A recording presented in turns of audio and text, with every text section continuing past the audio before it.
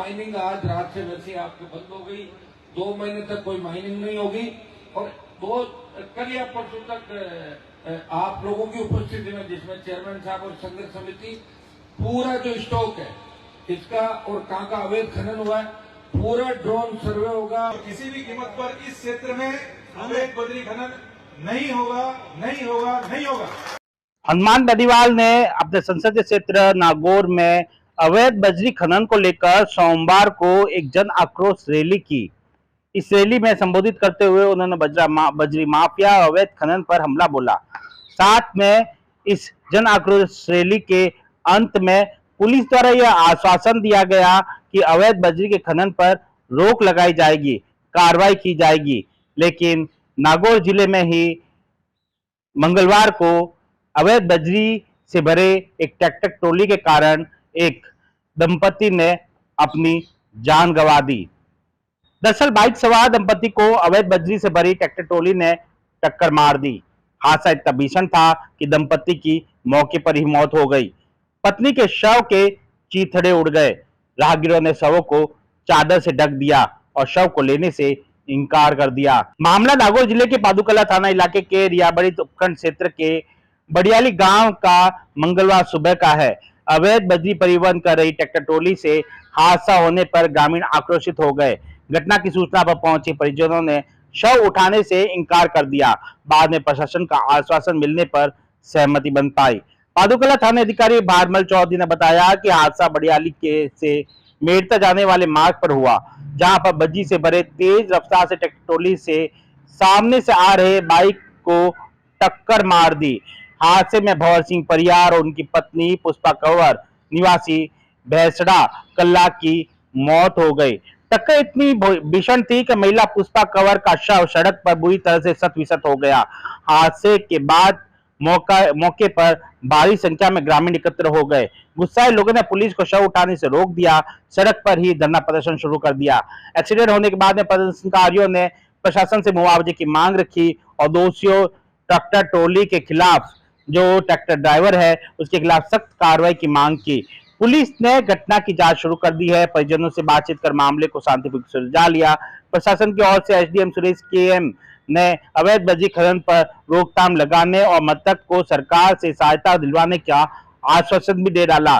लेकिन इस पूरे मामले में बात यह है कि जब सोमवार को ही नागौर से सांसद और राष्ट्रीय लोकतांत्रिक पार्टी के सुप्रीमो हनुमान बेनीवाल अवैध बजरी खनन को लेकर जन आक्रोश रैली करते हैं, पुलिस द्वारा आश्वासन दिया जाता है और दूसरे 24 घंटे के भीतर ही जो है एक दंपति को अपनी अवैध ट्रैक्टर ट्रॉली की वजह से जान गंवानी पड़ती है। जिससे 18 की 23 जनवरी के लिए सर बढ़ते 28 के अंदर, लेकिन हमने ये आदेश करा दिया राज्य सरकार से, जिला कलेक्टर बात करे थे लगातार कि इसका पुनरीक्षण करा के 1 महीने के अंदर रिपोर्ट स्टेट कमेटी देगी और उसके बाद आगे की कार्रवाई करेंगे। माइनिंग आज रात से वैसे आपके बंद हो गई, 2 महीने तक कोई माइनिंग नहीं होगी। और कल या परसों तक आप लोगों की उपस्थिति में, जिसमें चेयरमैन साहब और संघर्ष समिति, पूरा जो स्टॉक है इसका और कहाँ का अवैध खनन हुआ है, पूरा ड्रोन सर्वे होगा। वन विभाग का जो डीएफओ वो भी साथ रहेगा, कितने पेड़ काटे, कितने लगाने, क्या क्या कहाँ घोटाला घपला हुआ। पहले जो तहसीलदार उसने बदमाशी की उसको 16 की चार्जशीट दे दी और उसके खिलाफ जहां भी बदमाशी पाई जाएगी मुकदमा दर्ज करके और उन अधिकारियों के खिलाफ एसओजी से जांच या सीआईडी की जांच हम कराएंगे। ये सारे जो मामले और एक धर्म कांटे जो बनाए हुए गलत तरीके से, इनके खिलाफ 177 की कार्रवाई कल ही करवा देंगे इनके खिलाफ। एक अवैध खनन की कार्रवाई में चेक पोस्ट और ड्रोन सर्वे के बाद जितनी पेनल्टी लगती है तो इतनी पेनल्टी लगा देंगे कि भाग जाएंगे, अपने आप रुकेंगे नहीं। यहाँ के लोग कम है, इसके पीछे दूसरा माफिया है और कुछ पॉलिटिकल लोग भी अगर है तो अपना आप भाग जाएंगे छोड़ के, ये भी तय है। सोमवार को नागौर जिले में मेड़ता विधानसभा के रियाबड़ी क्षेत्र में बजरी खनन की अनुमति को लेकर लीज आवंटन में हुई भारी अनियमितताओं के विरोध में नागौर सांसद हनुमान बेनीवाल के नेतृत्व में जन आक्रोश रैली का आयोजन किया गया था। रैली में रियाबड़ी, झाड़िया, सूर्यास, आदि क्षेत्र में गोचर करनी माता के ओरण तथा लूनी नदी के संरक्षित क्षेत्र में बजरी खनन हेतु आवंटित लीजों को निरस्त करवाने की मांग को लेकर धरना प्रदर्शन और जन आक्रोश रैली की गई थी। इसमें इन मांगों को प्रमुखता से रखा गया था। राष्ट्रीय लोकतांत्रिक पार्टी के सुप्रीमो नागौर से सांसद हनुमान बेनीवाल ने जनसभा को संबोधित करते हुए कहा कि आवंटन पूरी तरह से माफियाओं को लाभ पहुंचाने के उद्देश्य से किया गया है। सरकार को इस लीज को तुरंत निरस्त करना चाहिए। स्थानीय लोगों के पास में भी पर्याप्त संसाधन नहीं है। सरकार को उनकी ओर ध्यान देना चाहिए। वहीं इस पूरे मामले में पुलिस द्वारा भी इस आश्वासन दिया गया था।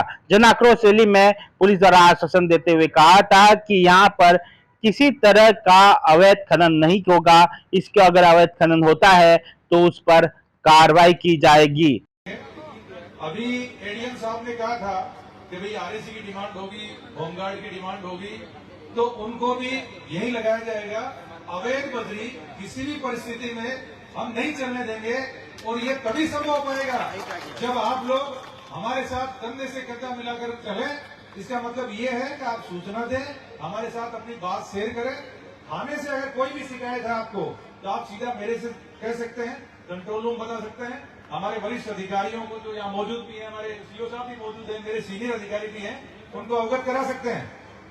उनके खिलाफ कार्रवाई करेंगे और किसी भी कीमत पर इस क्षेत्र में अवैध बजरी खनन नहीं होगा, नहीं होगा, नहीं होगा।